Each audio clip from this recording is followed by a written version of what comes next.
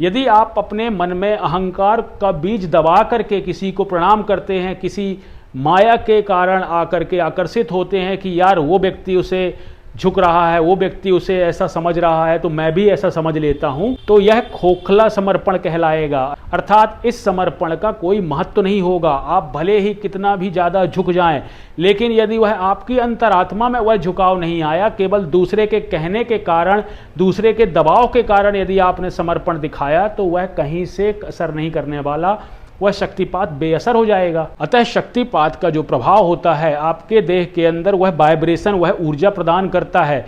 आपके जो भी चक्र होते हैं, निचले चक्र से यदि आप मूलाधार चक्र में हैं तो आपको स्वादिष्ठान की यात्रा करवा सकता है। आप स्वादिष्ठान में हैं तो आपको ऊपर मणिपुर चक्र में लाके रख सकता है। आप यदि मणिपुर चक्र में हैं तो आपको अनाहत में ला सकता है, अनाहत से आपको विशुद्धि में ला सकता है, विशुद्धि से आपको आज्ञा में ला सकता है, और यदि आप आज्ञा चक्र तक पहुंच ही चुके हैं तो आपको सीधे सहस्त्रार्थ में ला करके रख सकता है। यही एक शक्तिपात की महिमा है, जो कि आपके समय को कम करते हुए आपको उस ध्यान की समाधि में, जिसे हम परम आनंद की अवस्था कहते हैं, वहां तक आपको पहुंचाने में शक्तिपात का बहुत बड़ा योगदान हो सकता है।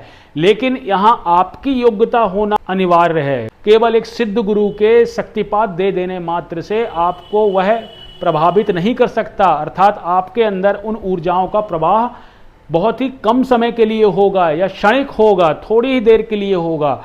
आप उससे लंबे समय तक आनंदित नहीं रह सकेंगे। कुछ गुरुओं को आपने देखा होगा, शिविरों में वह मस्तक में हाथ रखते हैं तो भक्त उसे झूमने लगते हैं, और जैसे ही वह अपने सांसारिक जीवन में जाते हैं वह साधना करना पूरी तरह से छोड़ देते हैं, और फिर वह शक्तिपात बेअसर हो जाता है। और फिर वह सोचते हैं कि गुरु होगा तो फिर शक्तिपात दे देगा तो फिर मेरी ऊर्जाएं बढ़ जाएंगी। एक तरह से यह बैसाखियों में चलने वाली मानसिकता होती है दोस्तों।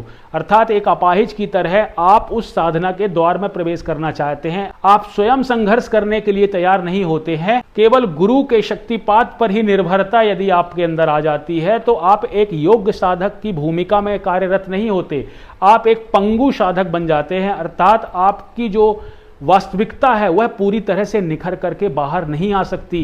इसीलिए केवल शक्तिपात ले लेना या उसका प्रभाव अपने अंदर महसूस करना कुछ ही क्षण के लिए हो सकता है, लंबे समय के लिए वह आपके लिए उपयोगी नहीं है। इसीलिए आपको एक योग्य साधक बनना पड़ेगा, तभी वह शक्तिपात आपके जीवन में सकारात्मकता प्रदान करेगा, आपके जीवन को आनंद से भर देगा, आपकी साधना के समय को एकदम न्यूनतम स्तर पर लाके खड़ा कर देगा और आपको एक न एक दिन समाधि के द्वार तक अवश्य पहुंचाएगा।